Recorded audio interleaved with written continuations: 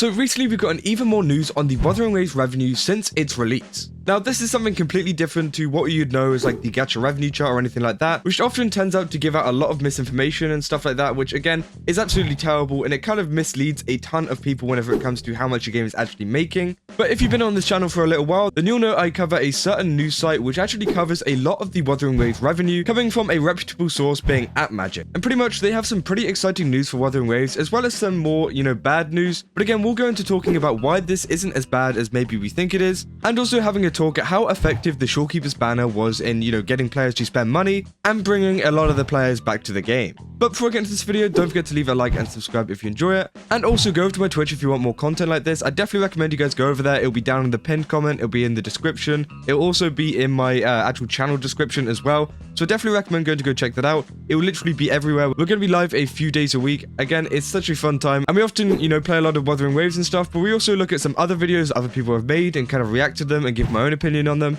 So I definitely recommend you guys go check it out. And yeah, just go follow so you get a notification and you don't miss it whenever I go live. But let's get back into the video. So recently there was this article from pocketgamer.biz, which again is a news site that I use quite a bit whenever it comes to the revenue of Wuthering Waves. And they say that Wuthering Waves coast to 150 million. Now this is completely new news. Obviously, I know it's getting a little bit tiring talking about the, gacha revenue and stuff like that, because it's been over 8 days. I mean, and again, as I said, the data is kind of based on a lot of misinformation, and also it's based on certain platforms, whereas this one I think is actually multiple platforms, and it's used by a completely different company, and they've been tracking Wuthering Waves data since its release, and pretty much in the subheading they put the Shorekeeper's release helped surge revenue, but a monthly decline is yet to overturn. And then the first bit of really good information here is that version 1.3 launch date brought a 292% day-on-day revenue spike, which again is absolutely great to see. It means that the Shorekeeper actually had an effect on the banners and just the overall spending in Wuthering Waves, and it kind of gives me a little bit more hope for whenever Camellya comes out in the future, because obviously Camellya is a much more wanted character than the Shorekeeper, and if the Shorekeeper can spike this up by 292%, then what can Camellya do in the future? They're going to say in this article that Kuro Games open world RPG Wuthering Waves continues to make a splash as it sailed past 150 million in gross mobile revenue in just over 4 months since launch, according to AppMagic estimates. Now, that might not sound very spectacular to a lot of people, but I definitely think it's an achievement that we do need to recognize. I think 150 million is some absolutely insane numbers to be getting, especially in version 1.4. I think they've done a very good job there. Now, obviously, now we've got a lot more gacha games out at the moment, making a ton of money. Obviously, Zenless Zone Zero absolutely soared past 150 million. I think it's become less impressive just because everyone else is doing it, but I think comparing it to a lot of the other gacha games in the past as well, we've definitely done a lot better than them. It definitely seems like Wuthering Waves is making a decent amount of revenue to keep, improving their game constantly, and also do a lot of other events. If you saw my last video, I talked about them sponsoring AGF, a massive event going on in Korea, which again kind of proves how much money they have, seeing as they have the kind of funds to sponsor something like this. And it's good to see Kuro Games actually using it to their advantage and actually using the money on good stuff, because again, they've been constantly improving the game, they've been sponsoring these events, they've been getting involved with the community, which I think is a really good use of money compared to a lot of the other games. Obviously, we've got Hoyoverse and people like that who don't really do a lot of that, which again is kind of disappointing. But they say the title has made the majority of its mobile spendings from players in Asia, with China and Japan each contributing 23% of that 150 million sum, which again is an absolutely massive amount. It seems like Wuthering Waves recently has actually been targeting a lot of the Eastern countries, with China and Japan being the main ones. Obviously, Japan, they had a little bit of issue with the mistranslation. I think Wuthering Waves are trying to make up for that by advertising quite a lot. In Japan, they've had quite a lot of, online advertising. I've seen some stuff with Yahoo in the advertising on like some Google ads, but I've also seen some actual like in-person ads as well. I saw some about like Chang Li before she even came out. She was actually featured on a billboard. I'm pretty sure it was in Akihabara. And again, that was really great to see because it was like a kind of Japan only thing. And it definitely seems like they were trying to target these countries much more because they know that these countries are going to spend much more money. And it's kind of evident here. They both each contributed 23% of that sum, which again, I think is really great. And obviously China has always been a big spender whenever it comes to gacha games, no matter what game it is. And yeah, it's just great to have these two countries kind of supporting you financially. And then they go on to say remaining neck and neck for some time. South Korea ranks third with a consistent 17% contribution, which again, I'm pretty sure is an increase for South Korea. As I said, they've actually sponsored AGF, which is an event going on in Korea, which means I think they are trying to target Korea a lot more as well whenever it comes to players. Because again, a lot of companies do kind of miss out on them whenever it comes to advertising because, I don't know, they just don't really think about it. But China and Japan tend to be like the ones that they, market to more. but it is good to see that Wuthering Waves is actually kind of tapping into their Korean market too, and actually getting a consistent 17% from them. And then finally, we've got the US as well, with a 15% of the player spending. Now, obviously, I think this was to be expected. It doesn't mean that necessarily the player count is lower in the US or anything like that. There might actually be more US players than a lot of the Chinese and Japanese players.